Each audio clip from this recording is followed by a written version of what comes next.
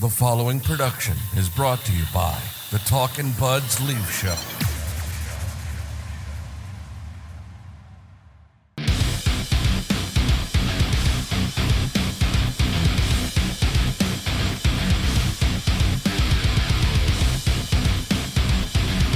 Here we go. Talkin' Buds Leaf Show. Four Nations Face-Off. Post-game edition.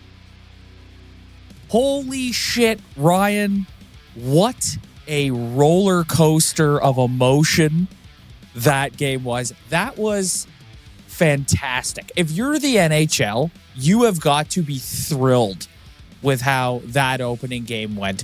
An emotional roller coaster for us Canadian hockey fans. Yeah, you could not ask for anything more. It was good hockey from the drop of the puck, and it really shows you that this tournament, there's going to be some good hockey played. There's no freebie. That's the main thing I took away, but let's get into it. So I want to start from the top, and we'll work our way through. So right off the bat, the broadcast starts. And leading up to this, you and I talked about, this is we called it a nothing tournament. And we were like, it's just a fun tournament. We're going to cover it. But it's not as serious as say an Olympics or something like that. But man, when you sit down and it really hits you that we haven't seen best on best hockey like this in quite a while. And especially this era of guys, McDavid, McKinnon, Marner, we haven't seen them on a stage like this. It's the way I was locked in and was like, okay, I'm in, I'm down. This is awesome. Let's go.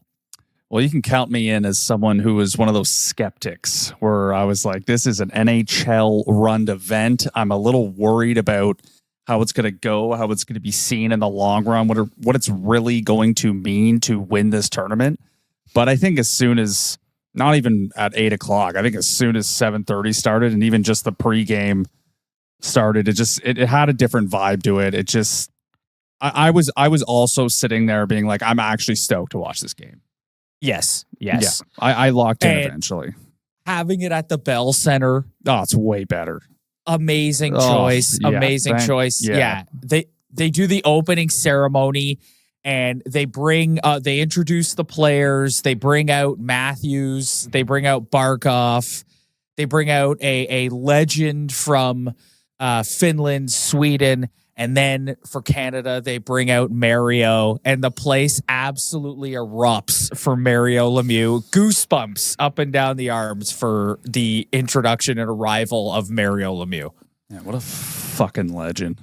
I know. Looking good. Goat. All class. Just one of the goats. Absolute goat. Yeah.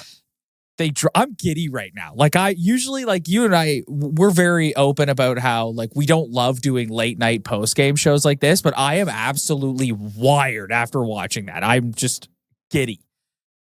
Game starts 56 seconds in. McDavid to Crosby to McKinnon on the power play. And you're just it's a dream connection between the three big boys on Team Canada. And you're just you couldn't ask for a better start. Basically the whole first period, Sweden didn't have a shot on net for the first 15 minutes. Brad Marchand scores 13-15 into the period. And you're just it felt like at that point they were going to run Sweden out of the rink. And you're like, this has just been total and utter domination. And it's not how the game ended up going. But through the first period, you were like, this is incredibly one-sided.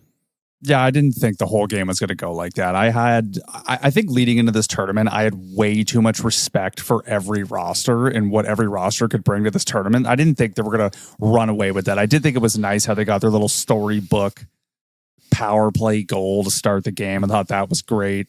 And then Marchand chipping in. And I thought, when I was watching that period, for a nation that's worried about goaltending, if you really want to fix that problem, you just don't allow any shots on net.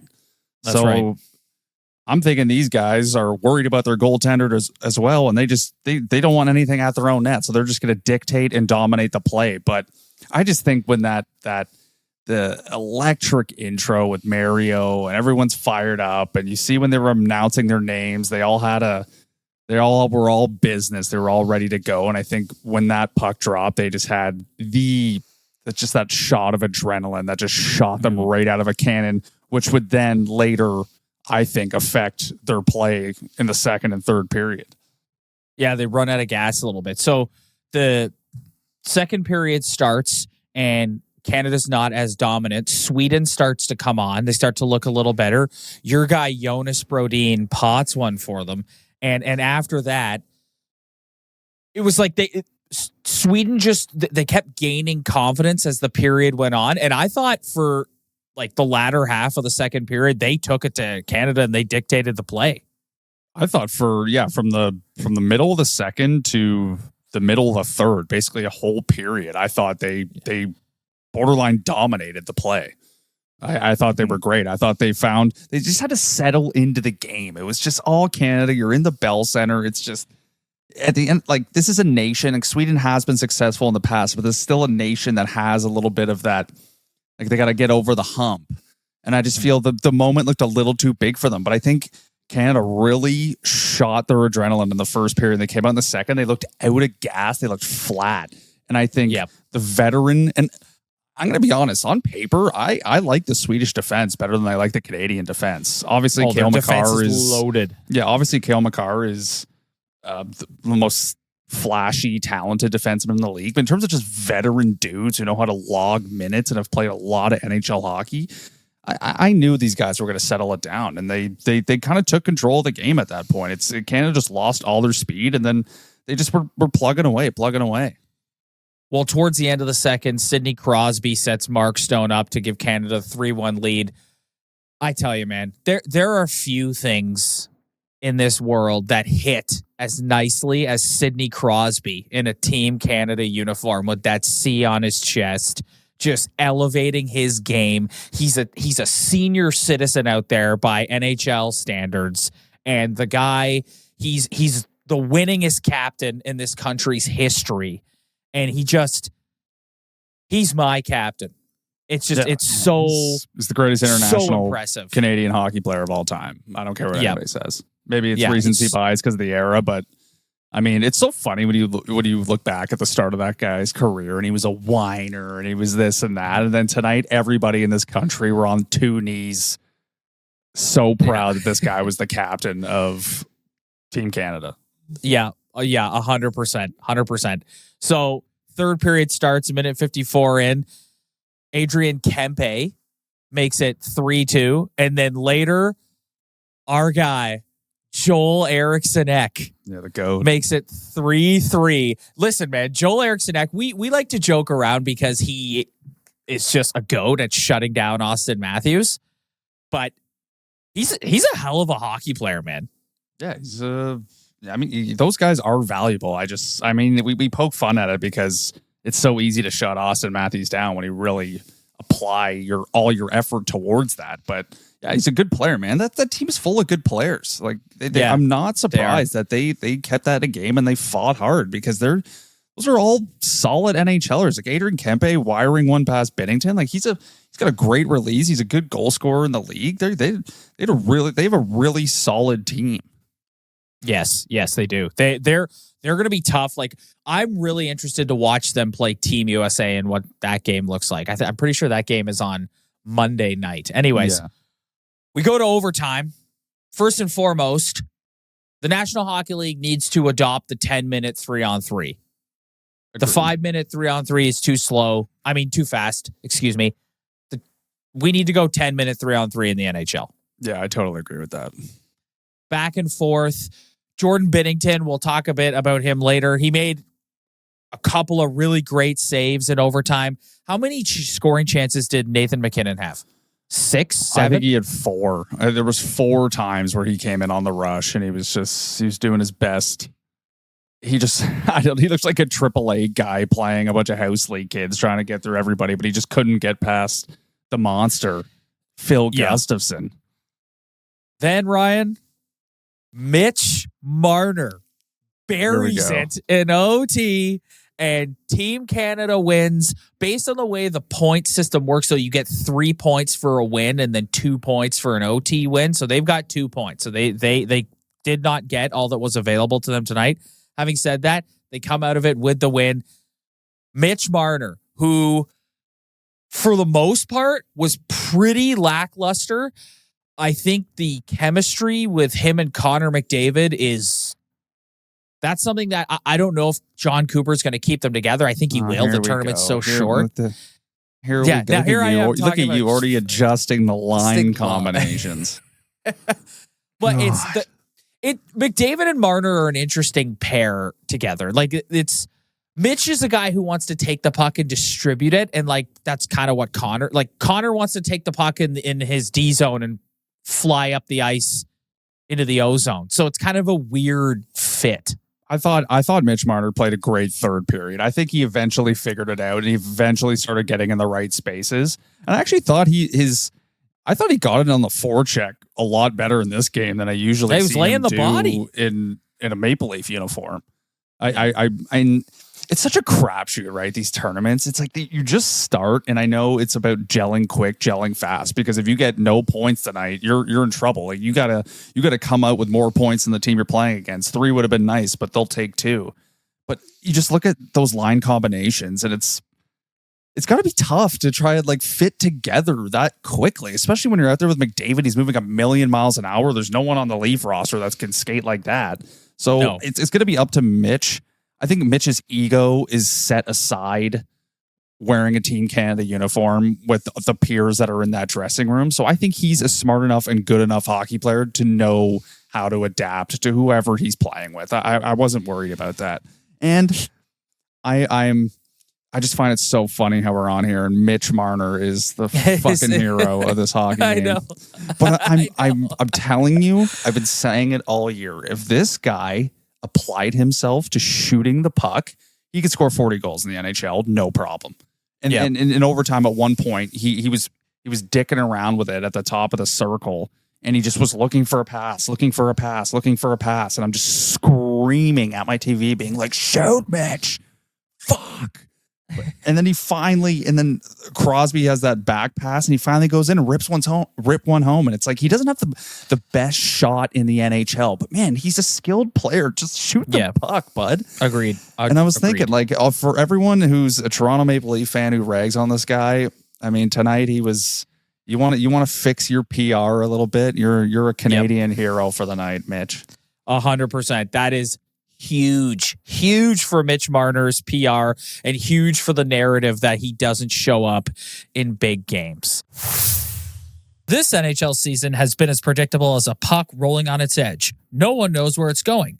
But that just means there's time for your favorite team to figure things out and games left for you to get in the action at DraftKings Sportsbook, an official sports betting partner of the NHL. It's super easy for first-timers to get started. Try betting on something simple like picking a team to win. Go to DraftKings Sportsbook app, select your team, and place your first bet. And if you're new to DraftKings, listen up. New customers bet $5 to get $150 in bonus bets instantly. Download the DraftKings Sportsbook app now and use code THPN.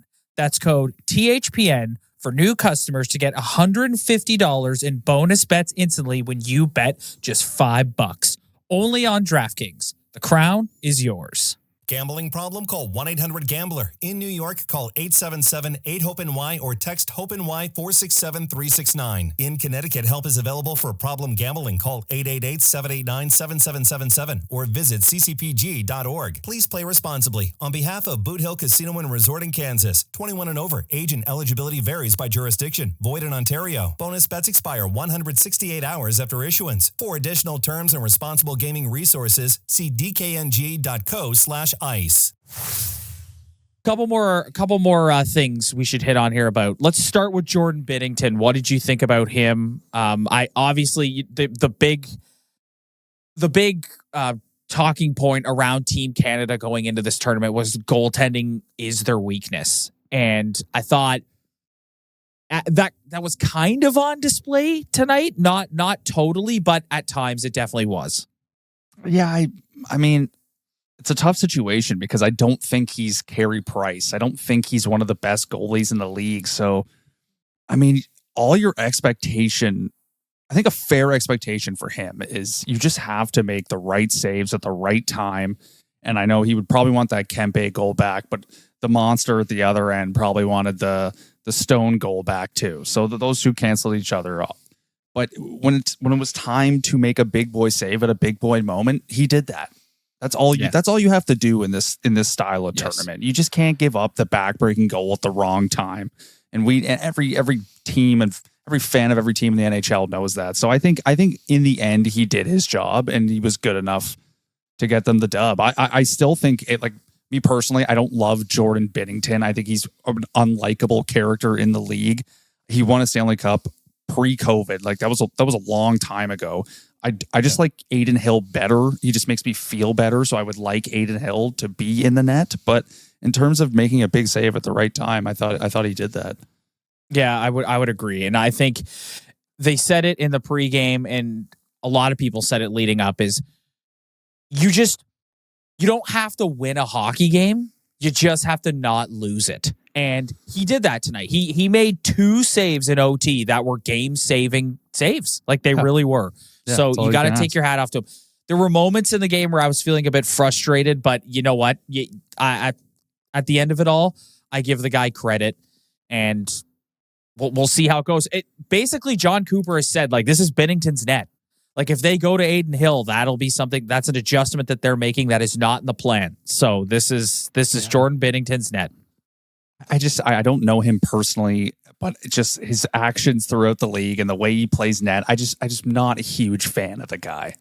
Yeah. So it's tough to get on board being like, this is our guy, especially with the legends who have been in the net in the past for Team Canada. So talking a bit about the lineup, we talked a bit about McDavid, Marner, and Reinhart. You said as the third period went on, you thought Mitch started to figure out. You had the second line of Crosby, McKinnon, and Stone. I think Crosby and McKinnon, they're friends. They have this natural chemistry. You saw it immediately as soon as like under a minute into the game. Mark Stone's a nice veteran addition to that line. To me, you can tell that the mentality when building this roster was we're going to have 2 lines with basically the 2 best players in the world on them with McDavid and McKinnon. And then we're going to supplement that with Crosby and Marner, Reinhart, Stone. And then the bottom 2 lines are kind of more, obviously these are all skilled high-end players in a National Hockey League setting, but in a best-on-best setting, you've got Marchand, Point, and Seth Jarvis, and then Hagel, Cirelli, and Konechny. And those are kind of more, they want that to be more of a workman-like approach. Your thoughts on just the lines and the deployment? Yeah, I mean, I think it's so tough to try to craft the perfect lines for this tournament. You just don't know who's going to click. You don't have a lot of time to click. So it's really hard to navigate that situation. So I thought tonight, they had a pretty good lineup. I saw everything from a line that I kind of liked. I liked, obviously McDavid is just electric. Anytime that guy touches the puck, near the puck, everyone's standing on their feet. The guy is the most electrifying man in hockey right now. And then you've never seen a hockey player skate the way he can skate. It's unbelievable. It's insane. It is disgusting. Yeah, it is crazy. And then putting Crosby and McKinnon together made sense. And I thought that line showed flashes. I thought they were good. I was really impressed with how Sidney Crosby looked, especially he was injured a couple weeks ago. I was also a little worried about his foot speed at some point, but I thought tonight he checked all the boxes. I thought Point created some good opportunities. And Marchand is just one of those guys who has a knack for doing something big at the right time. So I'm trusting him to make a big play when it matters. And I don't think it really matters who he plays with. And Brayden Point's a fantastic hockey player. We see him all the time. He can produce offense and he can also play a role. The fourth line is whatever. I don't know. I guess on a team like this, it all harkens back to the 06 Olympics where they were all focused on skill, and that ended up being the biggest dud. And then in 2010, 2014, they kind of focused more on we need to have more of a system and play more of a team-like approach. And chemistry. So I understand why they picked players who are all great players, but guys who can come into this lineup and accept a role that they need to play. They're not McDavid, they're not McKinnon. Those guys are going to play that role. You have to play this fourth line style role. I will say, because so far it's been positive, and this isn't. I'm not criticizing players here. This is just me as a Leaf fan. I already can't stand the Tampa Bay Lightning brigade. We're gonna load up the Tampa line, and there's Sorelli and Hagel out there. I'm good. I think as a Leaf fan, that hits you in a different way than it might hit somebody. I don't. Yeah, that's annoying. Yeah. So defense, they lose Shea Theodore. Vegas Golden Knights on line one. I mean, this is everybody's fear about players going to this tournament. And that's another thing. I think there was some questions because this is an NHL run event and because it's taking place during the time of the year, like the quote unquote all-star break, like what would the intensity of this be? And it's like, these guys want to win this tournament, man. Like this is, that was as intense. The speed of that tonight was off the charts. And Shea Theodore's hurt, and I'm sure the Vegas Golden Knights are not happy about it. Yeah, it's unfortunate, but I mean, if you probably ask Shea Theodore right now, he would suit up and do it all over again. So it's just sucks for Vegas, sucks for the team, sucks for Canada, because honestly, I think we're gonna go through the pairings here, but honestly, I don't think their defense is that great. No, it's not. When you look at it in contrast to the Sweden defense, you're like, oh yeah, no, there's a discrepancy here. 100%. It's like a huge discrepancy, but I'm looking at Colton Parayko out there, and I'm like, this is the best. This is the best we can do here. Yeah.